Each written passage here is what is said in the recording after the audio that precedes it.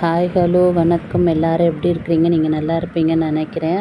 இன்றைக்கி நம்ம என்ன சமைக்க போகிறோம்னா சிக்கன் தொக்கு செய்யலான்ட்டு 1/2 கிலோ சிக்கன் எடுத்து வச்சுருக்கிறேன். அதுக்கு சின்ன வெங்காயம் கொஞ்சமாக கட் பண்ணி எடுத்துக்கலாம் பொடிசாக. அதுக்கு இந்த சாப்பரில் கட் பண்ணோம்னா கொஞ்சம் எனக்கு ஈஸியாக இருக்கும். அதனால இந்த சாப்பரில் சின்ன சின்னதாக ரொம்ப பெருசாக போடாமல் குட்டி குட்டியாக கட் பண்ணி எடுத்துக்கலாம். கட் பண்ணி வச்சுட்டேன் சாப்பரில். இப்போ வானல் காஞ்சிடுச்சு. 2 ஸ்பூன் எண்ணெய் சேர்த்துக்கலாம். வேணுன்ற அளவுக்கு எண்ணெய் சேர்த்துக்கோங்க. 2 ஸ்பூன் கிடையாது, ஜாஸ்தி எண்ணெய் சேர்த்துக்கோங்க. கொஞ்சம் பட்டை, அன்னாசிப்பூ, கிராம்பு, அப்புறம் பிரிஞ்சி இலை, இது எல்லாத்தையும் ஒன்றா சேர்த்துக்கலாம். சேர்த்துட்டு தேவையான அளவுக்கு சோம்பு சேர்த்துக்கலாம். ஒரு 1.5 ஸ்பூன் அளவுக்கு சோம்பு சேர்த்துக்கலாம். எதுவுமே அரைச்சி விட போகிறதில்ல, அதனால் இப்போயே சேர்த்துக்கலாம். கட் பண்ணி வச்சுருந்த வெங்காயத்தை சேர்த்துக்கலாம். குட்டி குட்டியாக கட் பண்ணி வச்சுருந்தோம் இல்லைங்களா, அந்த வெங்காயம் சேர்த்துக்கலாம். சேர்த்து நல்லா மிக்ஸ் பண்ணி வதங்க வச்சிடலாம். நல்லா வதங்கணும் ஃப்ரெண்ட்ஸ் இந்த வெங்காயம்.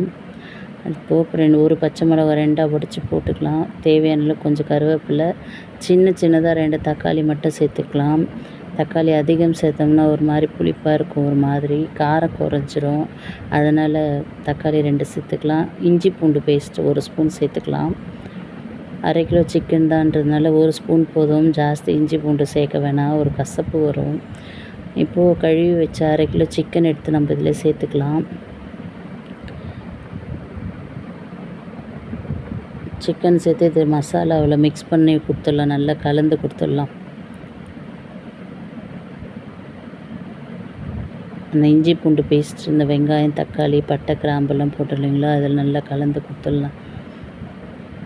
தண்ணியெலாம் இப்போ சேர்க்கவே வேணாம், இதிலே மசாலாலே அது கலந்து ஒரு 2 நிமிஷம் இருக்கட்டும்.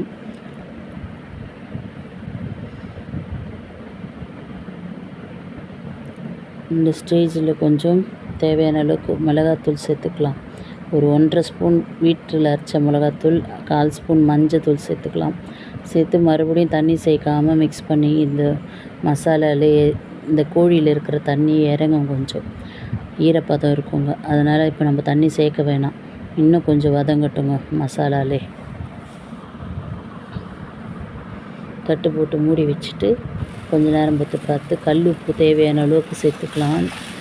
இந்த டிஷ்ஷுக்கு தேவையான அளவு கல் உப்பு சேர்த்துக்கலாம். சேர்த்து மறுபடியும் அந்த ஈரத்தன்மையில் இருக்குல்ல, அதிலே வதங்கட்டுங்க. இப்போ வதங்கிட்டு இருக்கோம் ஃப்ரெண்ட்ஸ். இந்த மாதிரி ஸ்டேஜ் ஆன பிறகு நம்ம சேர்த்துக்கலாம், தண்ணி சேர்த்துக்கலாம். நல்லா வதங்கிடுச்சுங்க அந்த கறி இதிலே. இப்போ தண்ணி சேர்த்துக்கலாம். ஒரு 1/2 சொம்பு தண்ணி சேர்த்துக்கலாம். கறி மூழ்கிற அளவுக்கு தண்ணி சேர்த்துட்டு கறி 20 நிமிஷம் அப்படியே வேக விடணுங்க. ஏன்னா சிக்கன் வேகத்துக்கு 20 நிமிஷம் தான் ஆகாது. இல்லைன்னா அதுக்கு மேலேன்னா ரப்பர் மாதிரி ஒரு மாதிரி ஆகிடும், கறி சாஃப்டாக இருக்காது. 20 நிமிஷம் கழித்து டிஷ்ஷு ரெடி ஆகிடுச்சுங்க ஃப்ரெண்ட்ஸ். அந்த கோழிக்கறி தொக்கு ரெடி ஆகிடுச்சுங்களா.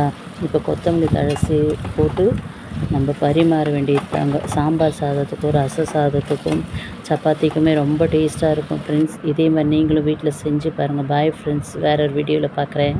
பாய்.